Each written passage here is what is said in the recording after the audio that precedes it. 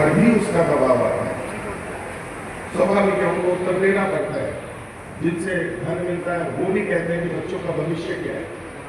अब समाज में जिस दृष्टि से लोग देखते हैं उससे, क्योंकि समाज से ही गुरुकुल पोषित होते हैं, तो उन व्यक्तियों से गुरुकुल प्रभावित होते होते कुछ और चीजें जोड़ते जोड़ते उस रूप में आ जाते हैं कि नाम गुरुकुल रह गया और वेदांतों का अध्ययन जहाँ नहीं बचा।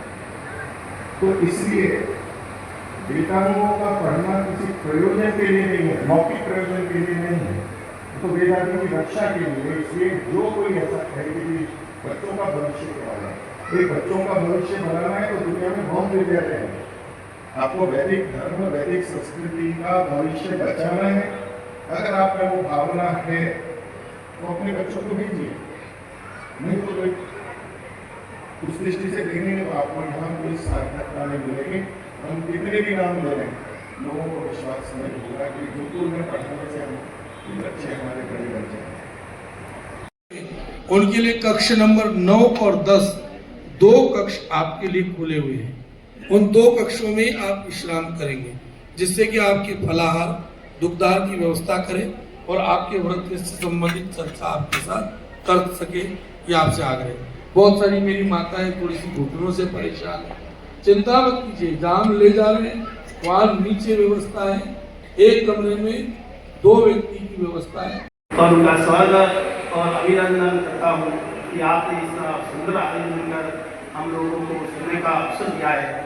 और आप जो हमारे समक्ष माताएं, बहनें और आर्य बदल पुरुष रहे, उनको भी बहुत बहुत धन्यवाद है। तो आपने धैर्य को इन आयोजकों के जो विद्वान बुलाए हैं उनको सुना है, आपका भी बहुत बहुत धन्यवाद। मैं तो एक ही बात कहता हूँ कि ऋग्वेद में पहला मंत्र आया वो अग्नि मिले कद है, वो अग्नि मिले ईश्वर की स्तुति करो। और अंतिम मंत्र सूक्त का दूसरा मंत्र है वो संग चलो, मिलकर चलो। और स्तुति क्या करनी वो वेद और वेदांत पढ़ो, उसमें सब बताया हुआ है।